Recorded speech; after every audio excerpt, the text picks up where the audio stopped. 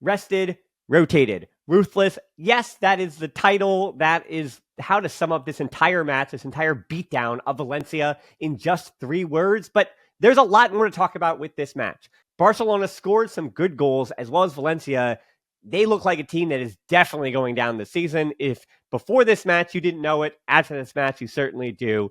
Valencia, they're in a bad way. But Barcelona still had to go out and take care of business at home, which they did, following up what was an insane match against Benfica just a few days ago. So there could have been an emotional letdown after the Benfica match, but there was not. Barcelona from the opening whistle, well, 2 minutes in. We're about to get to that. 2 minutes in, yes, this is all Barcelona. If you want to help me out, please join me on Big Up. We had a ton of fun. Again, there were 8 goals to talk about. We had a ton of fun on Big Up for this watch along. I will have the watch along against Atlanta at 3 p.m. East Coast time. So please become a member for free on Big Up. Join me over there for the watch alongs. We had a ton of fun and probably the most people we've had in a chat so far. So it was a lot of fun over there. Too many goals. I couldn't even keep up. If you also want to help me out on YouTube, I'd love to hit 22,000 subscribers soon. If you have this in your ears or are watching this, yeah, just pop over to YouTube, give me a like, a comment on the video, subscribe. And hey, the first thing I'm going to say in the comments, by the way, on YouTube, or hitting me up on social media if you're listening in a podcast app, what was the best Barca goal of the weekend? There was Guy Fernandez against Orense for Barça Athletic yesterday. There was Patri's golazo from outside the box in the 5-0 drudging of Real Madrid in the Spanish Super Cup for the Femení. And then there were these 7 goals to choose from today. Now, I said that Fermin's first and De Jong's, the first goal of the match, were probably the 2 best you could take out of this one. But I would love to hear from you. What was the best goal for Barcelona in any of the 3 top teams of the weekend? That's what I want to know from you. As again, you give me a subscribe anywhere, or just like Nicholas and Tiana have done in the last week, help me out. Those are my top tier Patreons. So thank you so much for the new top tier Patreons. And for everybody else, as low as $3, Patreon is how I continue to make these shows. The merch store, that is, I think, the last way that I didn't mention to help me out. Or just, yeah, join the community anywhere on socials for free. Facebook, Instagram, Twitter, whatever. I appreciate you. And oh yeah, I almost forgot. Welcome to episode 652 of the Barcelona podcast, brought to you by the Blue Wire Podcast Network. I'm Dan Hilton. Yeah, and let's hit it. The 5 headlines from Barcelona's 7-1 victory over Valencia. Headline 1, the art of the near post run. I know that we could talk about excitement and fireworks and all these different things, but when I talk about the first few goals, at least, I want to credit Barcelona as much as I disparage Valencia. We will have plenty of time to critique and criticize Valencia, but I think the first few goals for Barcelona were built out of quality and talent and a cohesiveness that I think we were surprised to see with the heavy rotations we saw. This didn't have to go this way for Barcelona with the heavy rotation. There was no Pedri, and I almost said that his first headline was no Pedri, no problem, because it was no problem for Barcelona, but he was out with a stomach bug, wasn't even in the squad, and Barcelona managed just fine without him against Valencia. Gavi wasn't needed. Flick even had him come to the sideline, talk to him, and said, hey, buddy, I know that Gavi, you'd give both legs to play in a match like this. You want to get involved, but we're just going to sit you on the bench, get some rest today. No Olmo, he wasn't fully fit for this one. No Araujo, he was also rotated after Benfica. And yeah, Barcelona just fully handled their business, and that is great to see with all that rotation. Let's hit the tactics board actually first for the 1-0, because yes, while Valencia started on the front foot on the press, Barcelona quickly, within 3 minutes, were in Valencia's half and putting them to the sword with a really good cohesive goal. So yeah, let's hit the tactics board. All right, so getting started here with the 1-0, we have this all drawn up here. And the only thing you should note if you're watching along on YouTube, I'm also going to be very descriptive if you are just listening. So I'll let you know what's happening here. So before, again, I had gotten to this, Valencia started out with a press, but it didn't matter. Barcelona settled in pretty quickly because when Valencia were pressing, they were leaving wide open holes that even the likes of Benfica were not leaving. Other teams just haven't left these kind of holes, especially like Nadafe. So I think having played Nadafe last week and then jumping ahead to Valencia with these holes, Barcelona were overjoyed with the amount of space that they had to work with and to run in. The way this goal happens, it's Lamine Yamal and Fermin working on that right side. These two drive together, that being Fermin and Lamine Yamal, and they continue to attract some attention here. Now, the Valencia mistake is a mistake that teams have rightfully made, though. Lamine Yamal commands a double team, right? So when Lamine Yamal sees that second player coming, very much like a big man in the NBA, very much like Akeem Olajuwon or obviously Nikola Jokic right now, it's called like, you know, the pass into the post. It's an entry pass, sure. But then when the big gets it and you run your offense to them, Sabonis, another good example in the NBA right now. But when they see that double coming, and you see this again, most in the NBA, when they see that double coming, that is when they release the ball. And Lamine Yamal did this perfectly. He works with Fermin, and then Fermin just continues his run right into the box. So now the right center back here in Terga, with Yerrick having to move over to the left to double team Lamine Yamal, that means that Terga had to choose between Ferran Torres and Fermin Lopez, right? And stuck between two minds at the near post. He's also, that being trying to keep that high line that Valencia had been doing, they didn't all drop together. So the high line is basically broken. They know they now have to find a man, pick a man as soon as possible. So Terga has to choose between Torres and Fermin Lopez. Not that it really mattered, because then Folkier, the right back, who did not have a good day either, had to shift over and is now, again, kind of making the choice. Is it Rafinha at the back post? Because I don't actually think that it was Diego Lopez or Pepelu. I don't know if they had crashed properly either. So Rafinha was kind of at that back post, floating by himself if he needed to be, with Valencia players trying to come back in time. So once more, that put then Folkier a little bit late to the run, because Folkier saw Ferran Torres, and with Terga kind of stuck between two minds between Torres and Fermin Lopez in space, that meant that De Jong was able to come into the space that Ferran Torres then had created with that run. And Folkier, he tried to get to the right side, but Folkier did not get goal side. So De Jong was able to just receive the ball, one-touch it, and put it in the net. This is all that movement. All begins, yes, with Lamine Yamal and a choice that Valencia made to double team. But so many good things happening here. Lamine Yamal choosing to release the ball early. Fermin Lopez not only working with Lamine Yamal to make sure that Valencia in transition couldn't bring help to him early until they were in the final third.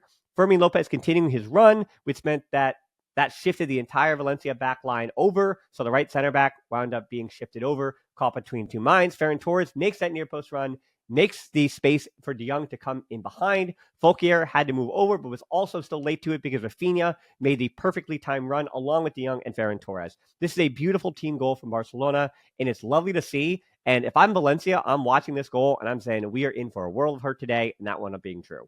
Somehow, after all this discussion, we are still only 5 minutes in this game. 5th minute, Balde coming inside on a long run, finds Rafinha, gets a good shot off, but it gets blocked. Good stuff from Balde. Another great carry by Balde 3 minutes later. He is in fantastic form. I'm so excited for Balde to continue to be in good form. A reminder that for everybody who was out on him, he turned 21 in October. So he was 20 all of last year, and 2 seasons when he got criticism, he was 19. Everybody relax. Players can get better. And if this is who Balde is now at 21, awesome stuff. I can talk more tactically about Balde in later episodes, but yeah, love what Balde's doing. Then the 9th minute, the 2-0, Ferran Torres, he doesn't celebrate it because he is a former Valencia product, but it was a goal to celebrate because I could have done a tactical breakdown of this one as well with a tactics board. Balde this time, though, makes it happen. Eric Garcia, who had a good game too, to De Jong across the middle, quickly on the ground. De Jong makes a quick choice, keeps it moving, which is what you want De Jong to do. Do not be the center of attention. Just keep the ball moving, De Jong. Good stuff from him. Over to Balde there on the left. And then Rafinha to the near post with the run. And I said those near post runs, really special. Drags the attention, and it's perfect timing then. Both attackers arrive in front of the back line, being Ferran Torres and Rafinha. And with Rafinha making that near post run, that again just dragged everybody out. And then Ferran Torres in behind Rafinha in that space that the near post run creates. And Balde delivers a ball perfectly in front of the back line. This is the other error by Valencia. So yes, a good Barcelona goal, but the error by Valencia is that if you're a back line, and all 4 of them were tightly together, but you either have to step together or you have to make sure you're cutting out this cross. It was a good cross from Balde, but that space in between the back line and the midfield was wide open for Barcelona, and they capitalized here with the 2-0. Headline 2 here is Lords of the Long Ball. I could have gone a lot of different directions here because this is where the floodgates kind of opened for Barcelona, and there were signs that this was going to get worse for Valencia. Because not only were Barcelona finding space for each other and finding space in between the cracks of Valencia, but certain players also brought their passing boots and their line-breaking passing boots, if you want to say it even more explicitly. Cubarsí and De Jong. De Jong also, to his credit, was making quick decisions today. Quick, thoughtful, decisive decisions. And that is when De Jong is at his best. And with Cubarsí delivering balls to him perfectly for him to turn and kind of making decisions for him, I will say. I don't want to take anything away from De Jong, but Cubarsí was so good, especially if he's going to play that left center back spot.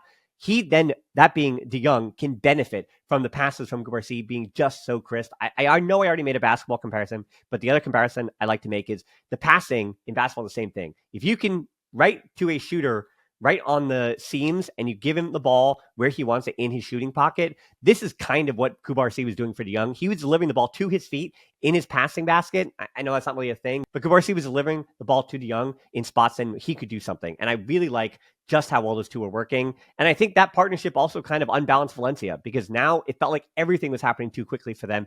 Everything was in transition, including the third goal in the 14th minute. Rafinha with the third here in transition this time. Lamine Yamal comes inside. This one again brought to you again by Lamine Yamal. Valencia playing that high line, which already down 2-0 in the first 15 minutes is shocking, disastrous. The deflection from Lamine Yamal off of the 20-year-old Yerrick. Again, I keep mentioning Yerrick on these goals, which is sad to say for the 20-year-old. But if you're going to step as a center back like that in a high line, you've got to win the tackle. He does it. He gets nutmegged with a heel pass that just, again, deflects off the inside of his boot. That means that Barcelona now, the numerical advantage is theirs. The ball falls to Fermin Lopez fortuitously for not the first time this game, but hey, Fermin Lopez also did the most with every time he was on the ball. He finds Rafinha making the run through the middle. Fermin, he gets a lot of credit here with the two-touch ball in behind to Rafinha as well. Pushes it past the keeper and scores in the open net, does Rafinha, who can't stop scoring. Lewandowski also didn't start this game either, and that front three plus Fermin Lopez looked pretty good against Valencia. At that point in the game, too, 89-11 was the possession stat. It's 3-0 in the 15th minute with 89-11. Again, I want to give credit to Barcelona here, but Valencia were just as bad as Barcelona were good at so many parts of this match. 18th minute, Fermin Lopez through ball for Ferran Torres this time. Valencia, again, not winning any of the 50-50s either. That was Casado, that was De Jong. A lot of credit for them, including the back line. Eric Garcia did not lose the balls in the air. Neither did Kubarsi, with the exception of one. So good stuff all around from winning the ball from Barcelona.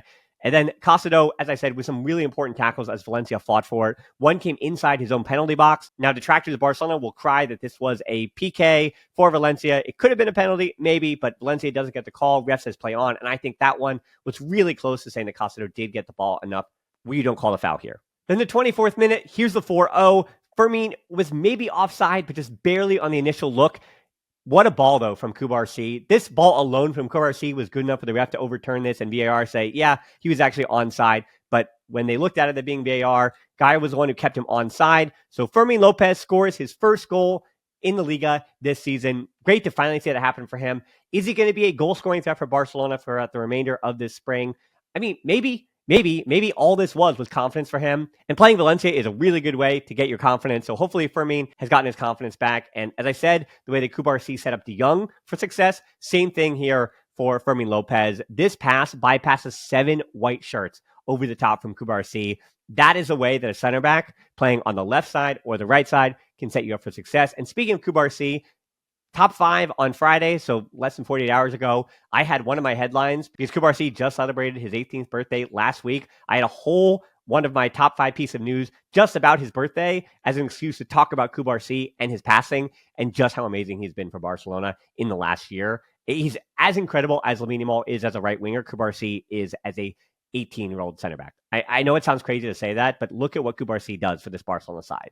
Headline 3 is Flick adds another Manita. I guess we can pick up the pace a little bit here because we only have another 4 goals to talk about here with the 4-0. But anyway, Ferran missed one at the back post that could have made it 5 at that point. 32nd minute. Mamarasashvili, the only reason that Balde and Yamal didn't make it 5 at that point with long shots. No pressure whatsoever. Valencia stunk in this match. At this point, they go to a back 5 because this is just about pride. Like, they know they're not going to win the match, especially on the road against Barcelona, the way they were playing. So they go to a back 5 just for a hope and a prayer with Carlos Carbaran. He's only been in the job for about a month.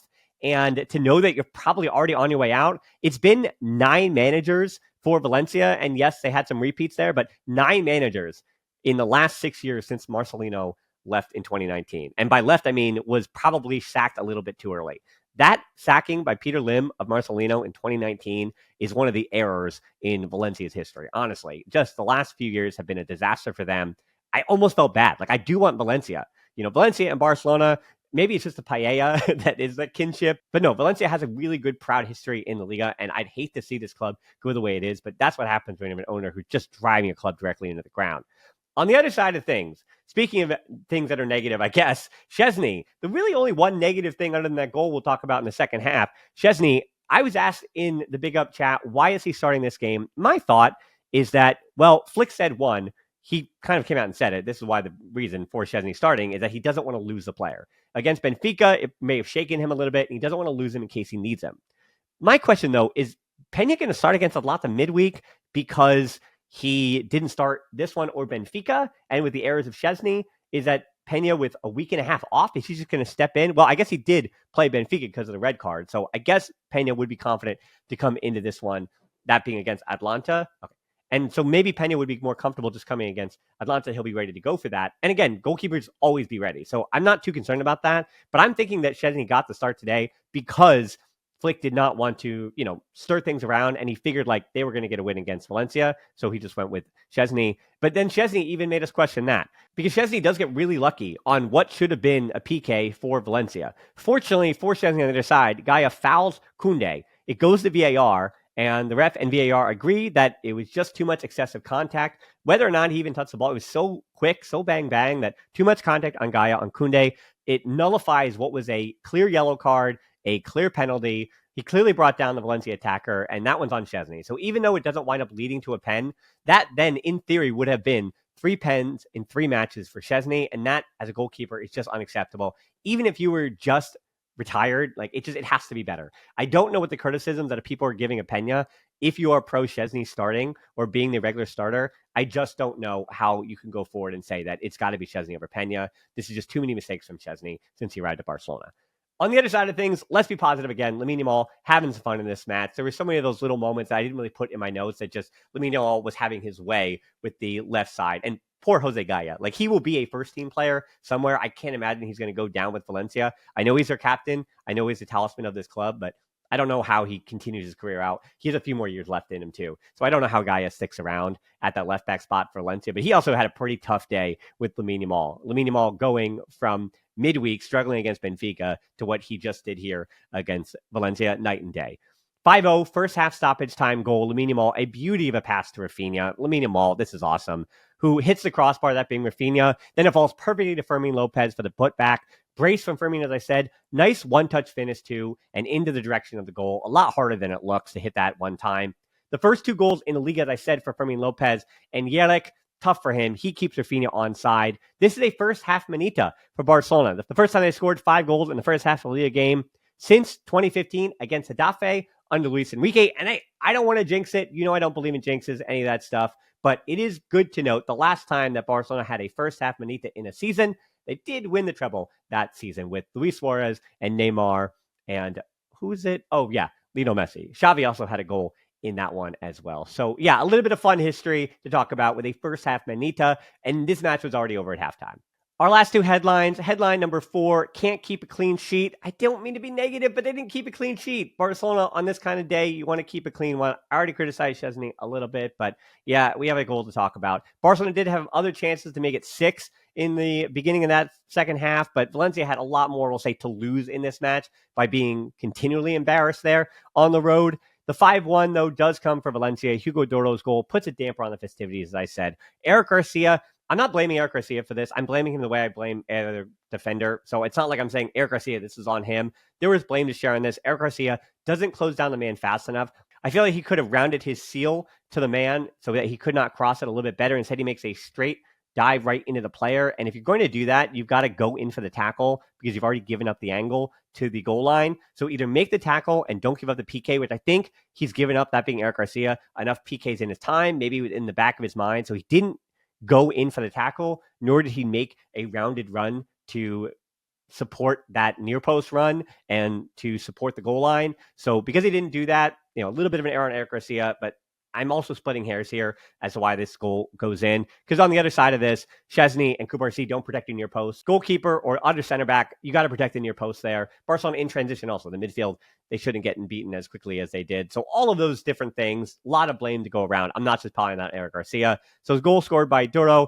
Barcelona, though, I guess this is a negative stat. They've conceded 5 goals from their last 7 shots on target, but also Benfica obviously account for so many of those because Benfica did have 4 goals on 5 shots on target. So much of this stat is still really about Benfica, but yeah, not great against Valencia. You do all that hard work, keep the clean sheet, score the goals, and yet you still concede one. So yeah, just a little bit of a bummer because they've only kept a clean sheet in 3 of their last 18 games. And then headline 5 is see ya in the Segunda. This one more about Valencia because we have 2 more Barcelona goals to talk about here. 60th minute, Hansi Flick, I guess he was panicking a little bit after the goal, and he said, we need more scoring punch, so we need Robert Lewandowski to come into this game. So I guess Lewandowski, I don't know if he just told Flick, hey, I don't want to miss the fun either. I want to get a goal in this one. And he did in the 67th minute, 6-1.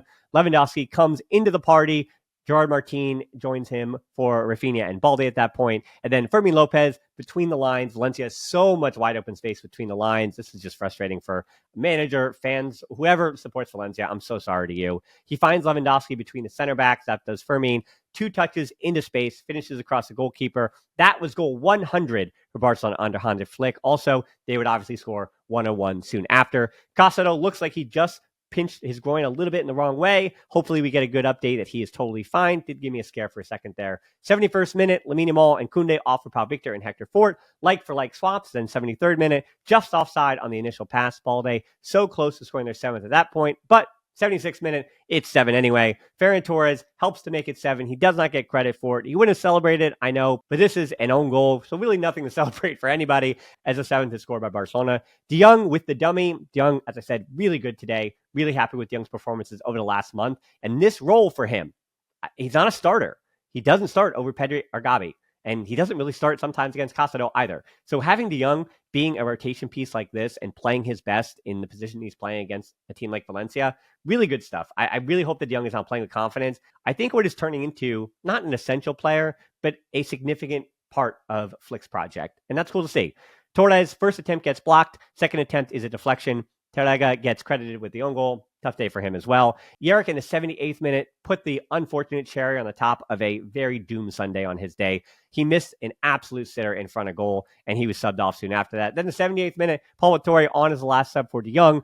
Ansu Fati, people asking why did not play. This tells us pretty concretely that, yes, Barcelona do want to kick him out of the club by January, but the player does want to stay. But Barcelona are still going to try to basically force his hand and say, hey, you're not going to play. We're going to freeze you out. So maybe if we do see him, it's after he has kind of forced Barcelona's hand and said, I'm not leaving, so I will be sticking around. And I don't think Flick and the club or anything would punish him by putting him in the stands. I think they're just going to keep on the bench. And yeah, maybe they probably just don't use him throughout the remainder of this season. But this today in particular, him not even warming up or anything like that, just tells you that they're trying to freeze him out and force this move in the last few days of the January transfer window, which, as I've always said, is really sad to see when you freeze a player out. But hey, this is business. This is football. It's how it works.